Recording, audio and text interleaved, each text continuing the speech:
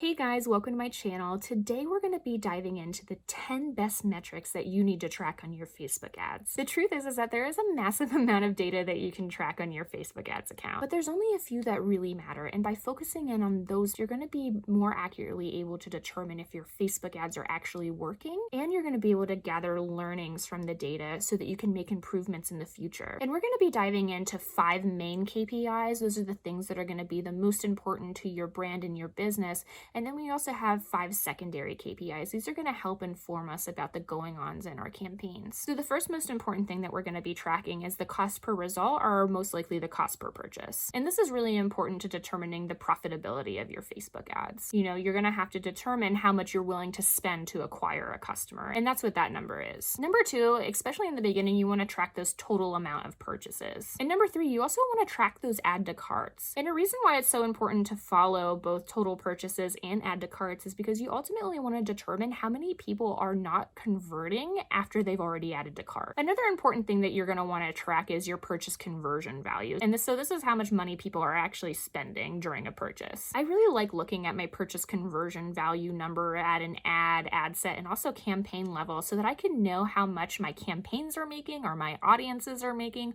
or even a specific ad is making. And number 5 is ROAS, or your return on ad spend. And essentially what this means is for every $1 that you put into Facebook ads, how much are you getting back out? Now, I tend to notice that a lot of people place a lot of importance and weight on ROAS, or what a good ROAS is. But to be honest, that's really something that you have to determine for your business. And that's most likely going to be based on your cost per result and what is ultimately the most profitable for you. So if you haven't noticed, for all of these main KPIs, it all has to do with purchase. And that's because when it comes to ecom, these are your most important metrics. I see a lot of beginners get bogged down with things like CPC or CPM. And to be honest, those things are determined by the audiences that you're targeting, and in some sense, the product that you're actually selling. It doesn't necessarily determine if you're going to be profitable. So I really wouldn't concentrate on these things in the beginning. Now for secondary metrics, these are the things that I like to look at maybe if my campaigns aren't doing so well, but also if they are doing well, I like to take a look at these numbers to see if there's something that we can improve on. And number 5 is going to be your link click-through rate. Now, the reason why we're not looking at all click-through rates is because that's actually looking at all the clicks that someone could take on the ad. So that could be someone clicking on your Instagram profile. That could be someone actually just clicking on the ad picture. When you're talking about the link click-through rate, that's actually the link that goes to your website, and that's definitely the one that you want to track. And the reason why it's really important to track your link click-through rate is because this is actually going to show you how much your ad is identifying with your audience. So if you have a high click-through rate, that's really good because it means that your ad is resonating with your audience. And for number 6, the thing that I like to look at is frequency. This is going to show you how many times your ad is being shown to one person. For example, if you're looking at your ad data over the last 7 days and you see that you have a frequency of 2, that means on average, one person has seen your ad 2 times. This is a really important metric to track, specifically in your retargeting campaigns, where I like to keep my frequency around a 4 or 5 or below.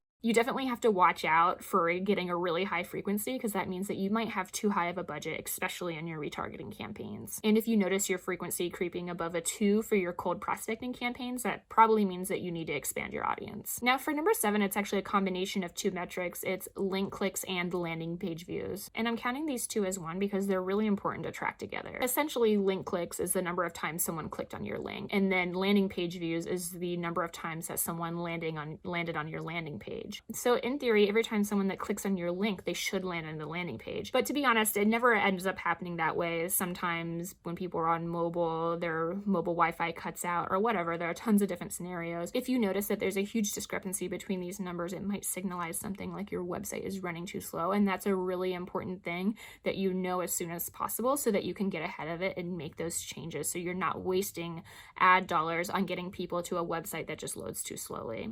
And number 8 and number 9 is going to be leads and cost per leads. And yes, I always track these, even if I'm doing e-com and I'm trying to go right after the purchase or add to cart. And my reason is because I know that Facebook ads do not happen in a vacuum, and that by having multiple touch points with a customer, I'm likely to get better results. So on every single website that I work on, I make sure that there is some kind of lead magnet or freebie or newsletter sign up, so that people can have another way to engage with the brand through email. Because the reality is that most people people are not going to buy the first time they go to your website, but some people are going to want to sign up for your email list. And being able to track the number of leads that I'm generating alongside the number of purchases is super valuable, not only for clients, but the overall health of their businesses. Now, number 10 is amount spent. And I know this might seem like a stupid one to follow, but I assure you that this is vital to determining the health of your Facebook ad campaigns. And there's really two reasons why. Number one, you need to actually make sure that your Facebook ads are spending every day. Even I recently had a situation where I realized that one of my campaigns didn't spend for 3 days straight. And I didn't notice it because Facebook didn't alert me. And over the years, to be honest, this has happened to me on several different levels, at the campaign level, at ad set level, and also on ad level. And really, this is unfortunately becoming a lot more problem. I've noticed that like the Facebook ads platform has gotten really buggy into the middle of 2020. And number two, if you're using CBO, it is super important to understand where your money is actually being spent within those CBO campaigns. Because what you'll notice is the first few days of launching a CBO campaign, the ad spend is going to be pretty even among the ad sets. But then Facebook is going to start pulling in the budget into one of your ad sets. But if you notice that you're actually getting better results from an ad set that's not getting spent,